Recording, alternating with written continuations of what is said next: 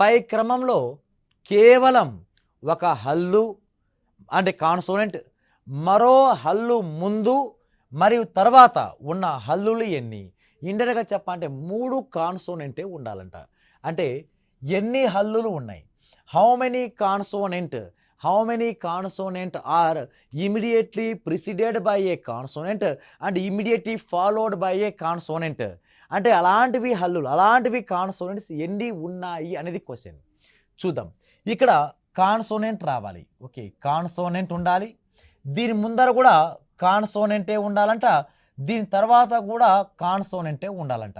అంటే ఏఈఐఓయు అనే ఓవెల్స్ కాకుండా ఓవెల్స్ రాకూడదు, నంబర్స్ రాకూడదు, సింబల్స్ రాకూడదు. 3 కూడా ఏముండాలంటే 3 ఒక ఆర్డర్లోనే కాన్సోనెంట్ ఉండాలి. ఓకే, చూద్దాం. పేర్ ఇక్కడ 3 కాన్సోనెంట్ ఇక్కడ ఉందా అంటే లేదు. తర్వాత ఇక 3 కాన్సోనెంట్ ఎక్కడుందో చూద్దాం. ఇక్కడ ఐ అనేది ఓవెల్స్ రాదు. ఇక జే కాన్సోనెంట్ తర్వాత కాన్సోనెంట్ ఉందా లేదు. B consonant but U is a vowel కానీ ఆ పేరు రాదు.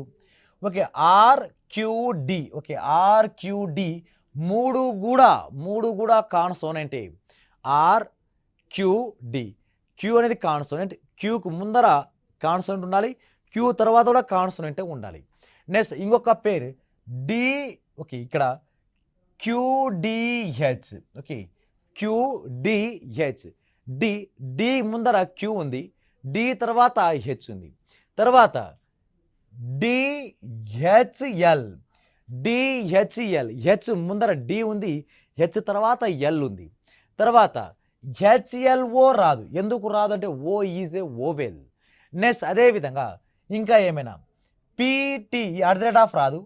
పీటీఈ వస్తుందంటే రాదు. ఎందుకు పీటీఈ రాదు అంటే ఈ ఈజ్ ఏ ఓవెల్ కాబట్టి. నెక్స్ట్ టీఈఎఫ్ కూడా రాదు. ఎందుకు రాదంటే ఈ అనేది కూడా ఓవెల్ కాబట్టి. అంటే ఈ కండిషన్ సాటిస్ఫై చేస్తున్నవి ఎన్ని జతలు ఉన్నాయంటే ఆర్క్యూడి, క్యూడిహెచ్, డిహెచ్ఎల్ అలాంటివి 3 ఉన్నాయి.